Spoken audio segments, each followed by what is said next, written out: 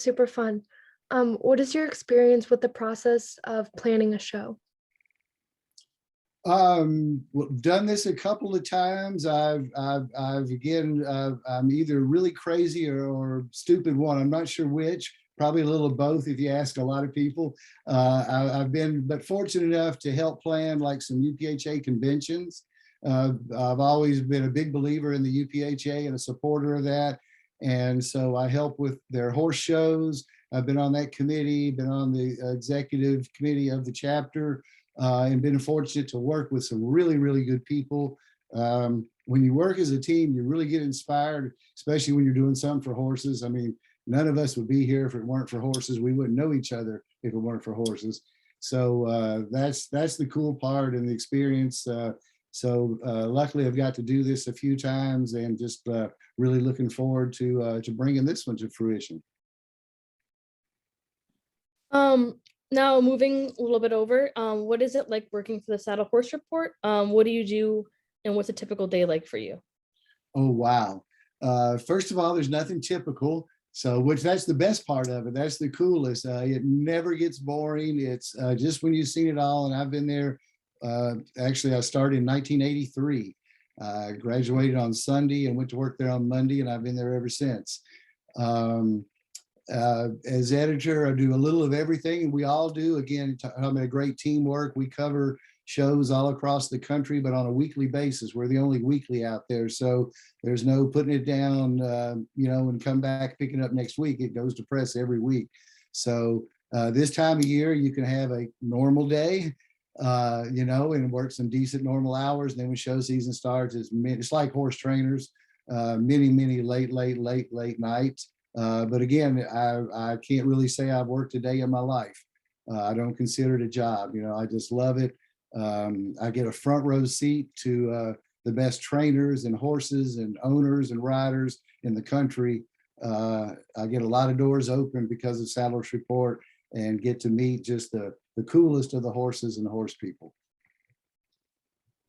So that's, and we get the paper out every week. Sounds like a super fun job. It What is your really is. favorite? What is your favorite part of your job? The horses, a close second, the people.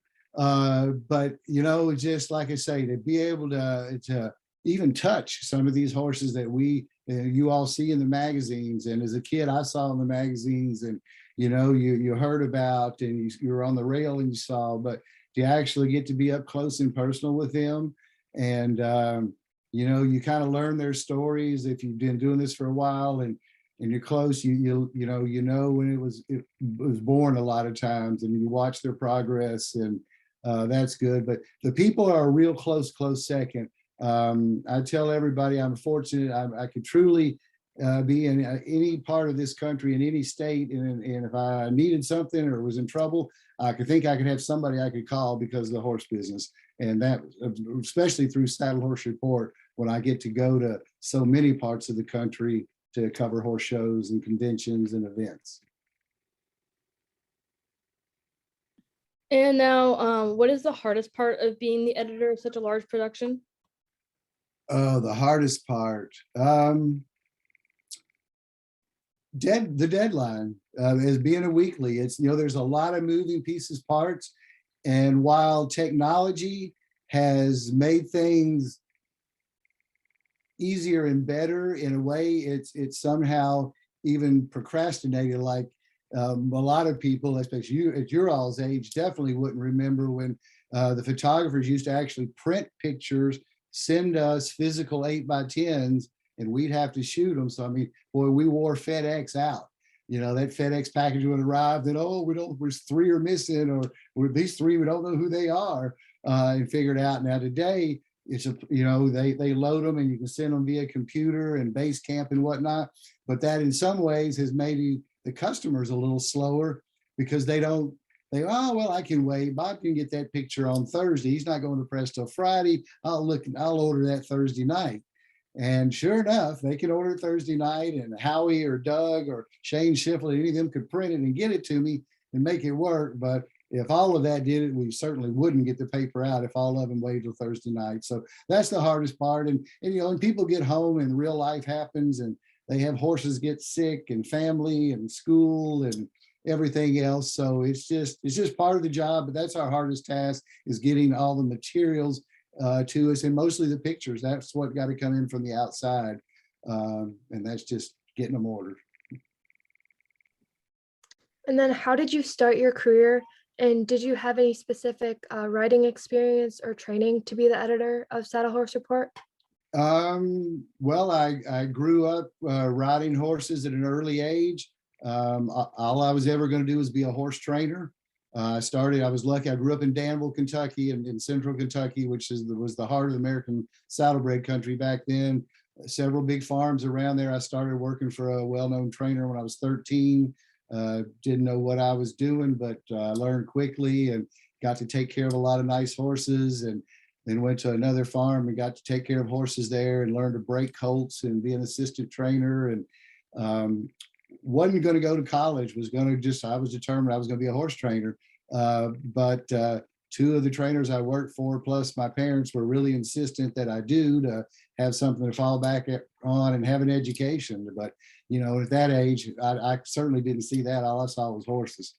But went to school, enjoyed it, took 2 horses to school with me, trained for a couple different farms while I was in college, and was still going to do that, and actually subscribed to Saddle Horse Report about my senior year. And about 6 months from graduation, I saw an ad said looking for positions, or, you know, position open. And I'd never been to a job interview in my life. I'd worked just with horse farms, and I had journalism background and public relations. I started out with business administration, hated it, but I was going to have that for my training barn, but I hated it and got behind in it, and that went out the wind. I always loved to write, so I did journalism, and that just served me well. I went down and interviewed for the job, and the editor at the time, David Howard, we just clicked. Something hit that day that I said, yeah, I'm going to do this. And I said, I can always go back to training. And like I say, I graduated on Sunday and went to work there on Monday in 1983, and I haven't left.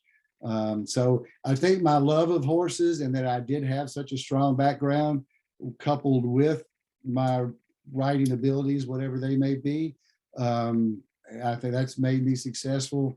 My love of people and horses, and I've had a pretty good ability to be able to tell a story through my pen, through my computer, and I think that's what's done it for me.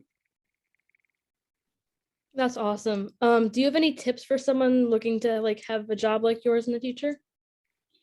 Yeah, there's the crazy thing about it, and especially nowadays, there's so many more jobs in the horse industry that I never thought of growing up. I thought you were a horse trainer, a caretaker, or an owner. You know, that's what I thought it entailed. And even when I got this saddle support job, I really didn't know what it entailed. I thought, well, I'd go to write a few stories. Well, I didn't know it really involved a lot of sales also. You're selling advertising, which runs the whole thing. So that's a big part of it. So if you got a gift for gab, if you are good at sales, if you like to travel, if you like deadlines, that's good. But the photography side of it, and now the graphic design, you see so many, especially younger people, that are doing graphic design for customers, building ads. Horse show secretaries, oh my gosh, there's only a few of them out there. Horse show managers, there's all types that directly involve you front row and center in the business, that doesn't have to be a horse trainer. Having that knowledge helps. Growing up, being a rider, being able to have both sides of the fence, that'll take you a long ways here. So my advice is just learn everything you can from everybody you can. Whether if you're passionate about being a photographer, introduce yourself to one of them. There's a lot of them these days. Introduce yourself to one of them. They're just like trainers. They would stop and help you in a heartbeat. So do that. If you see me and want to know more about publications, stop them and ask, hey, what is this about? A lot of us, we were looking for an intern or help or something, even at certain shows. I know like the photographers, they'll be off at a show where they might not normally set up their booth and they need somebody to run it for them that week. And there you go, you can be taking orders and, you know, there's just so many opportunities within. So really look around the whole industry at what's out there. And it's amazing how many elements go into this thing we do of just riding around in a circle. It's pretty crazy. And then changing the subject a little bit, which horse is your favorite to watch?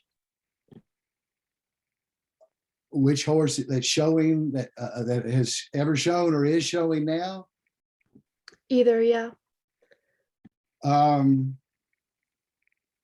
my all-time favorite is a horse named Skywatch, an American saddlebred stallion that Mitch Clark in my hometown trained and showed. And he was just a freak of nature, a many-time world's grand champion.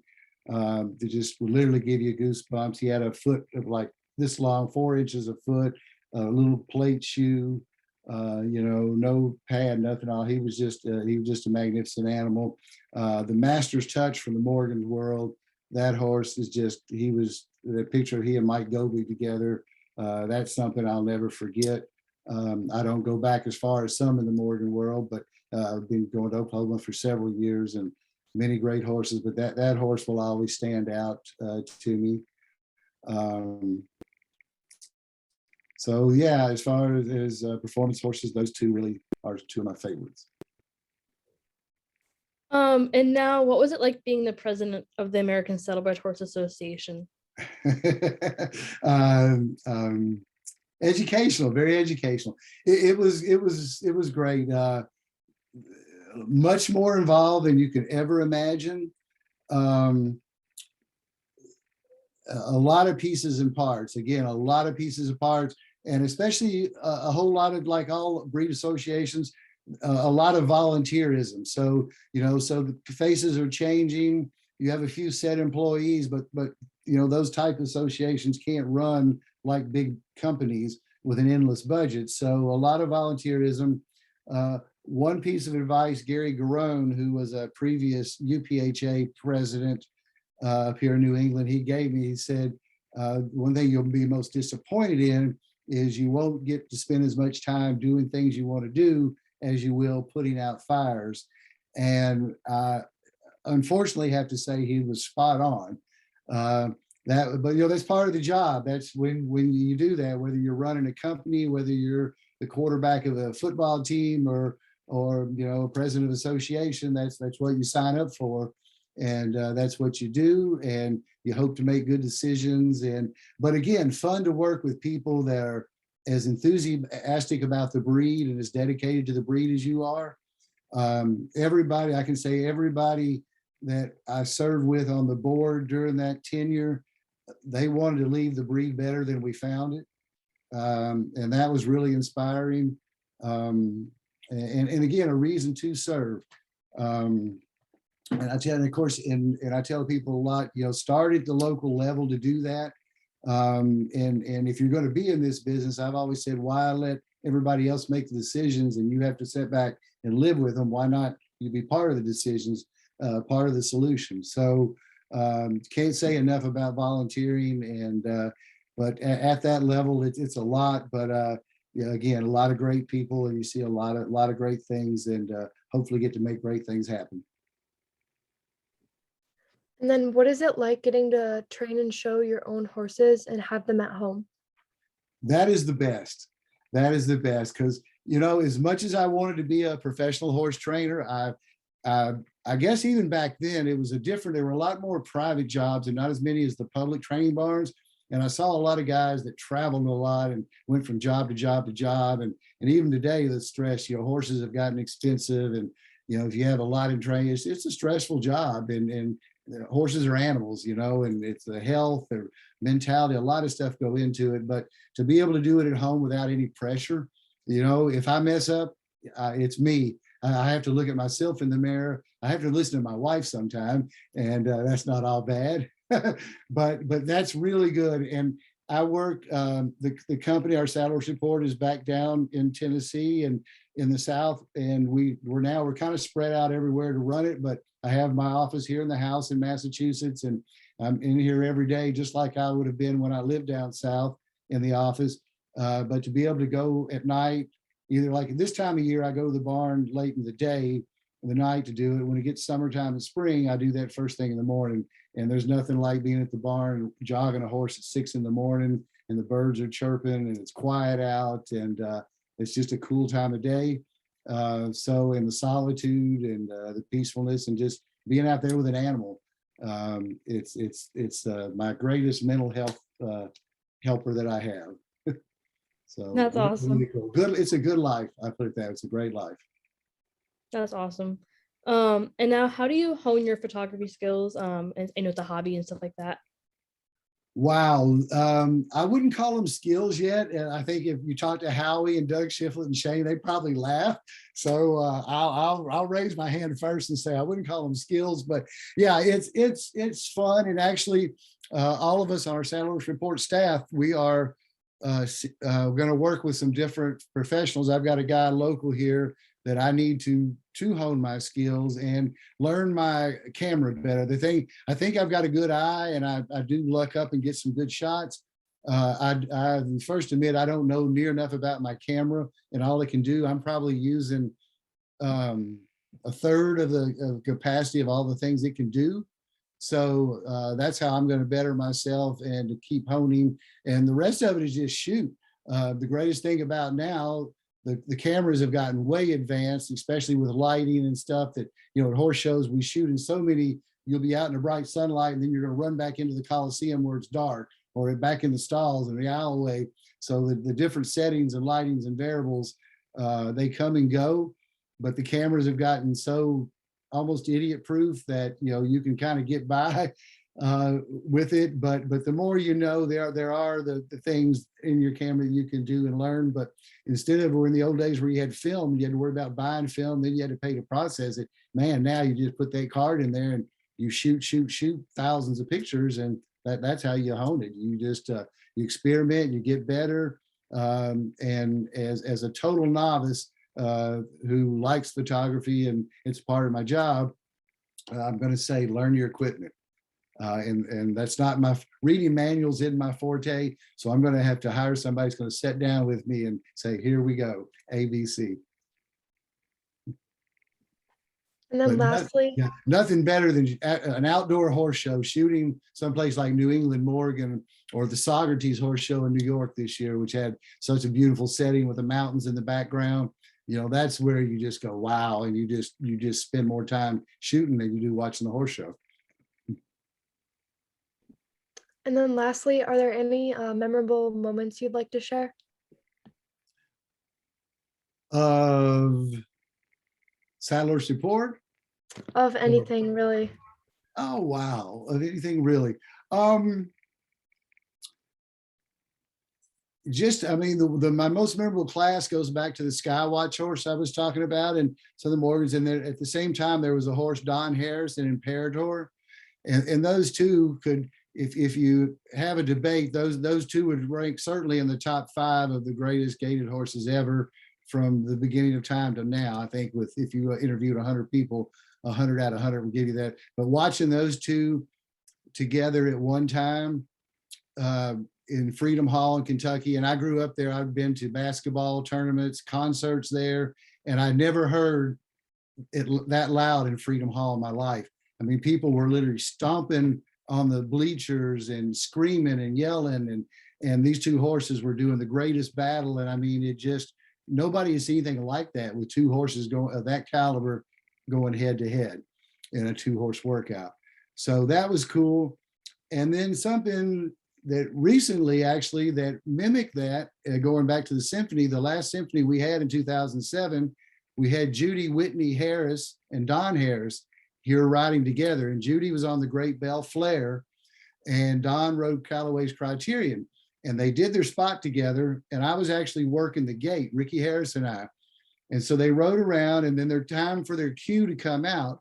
And when they came out, of course, the crowd was still going crazy. And Don, who is the ultimate showman, Well, he spun his horse around and went right back in the ring. And of course, he's tipping his hat to the crowd and they're going crazy. And Judy's looking at me and going, what do I do? And I'm like, get back in there. So like we pushed Judy back in the ring. She goes riding after Don, and those two are duking it out, you know, husband and wife, two of the greatest legends in the saddlebred and Morgan breed. And again, it felt like the bolts were coming loose in the ceiling there at the Coliseum in Eastern States. So, so two head-to-head thrilling battles, I guess, would be two of my greatest experiences or memories of being in the horse business during this time. That's really cool. So that was the last of our questions. So at this time, if anybody else has any questions, feel free to ask them.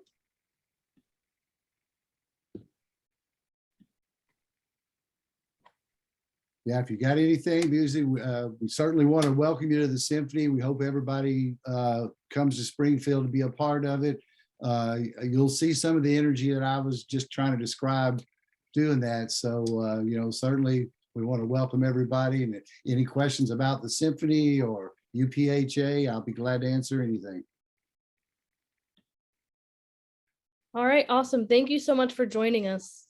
Bob, No, do you have a list of those horses that are going to be in the Symphony anywhere? I've got one I can send you. We just did a piece. Stephen Kinney just did the Morgan lineup for me in the Morgan magazine that's coming out in March, and he just put that up on their website. Okay, So there's I'll bother a him in list the of morning. Morgans, but I could get you guys the entire list. I can email that back to you, and then keep checking the UPHA Chapter 14 Facebook page. Every week, actually tonight, there'll be another one. We're doing a different rollout of some of the performers and a little description of them every week from now up into the Symphony. So again, UPHA Chapter 14, our Facebook page. And that'll take you right there for updates. That's the link actually to take you to the ticket link right to the ticket office for the show. But there'll be all the pages will be up there on that page, and I'll certainly get you guys a list of the entire lineup. That would be awesome. I can include it in this recording, so that would be wonderful. Thank you. We'll have 20 different spots that night. There'll be 20 different acts altogether. There'll be an intermission, so we'll do 10 intermission and come back with another 10. Awesome. It'll be fun. Awesome. Thank you so much for joining us tonight. All right, man. I greatly appreciate you guys having me, and anytime, and good luck this year. Yeah, thank you. Good luck with your final preparations. Thank you. We'll need it. Thanks, Take Bob. care. Bye. Bye-bye. Good night.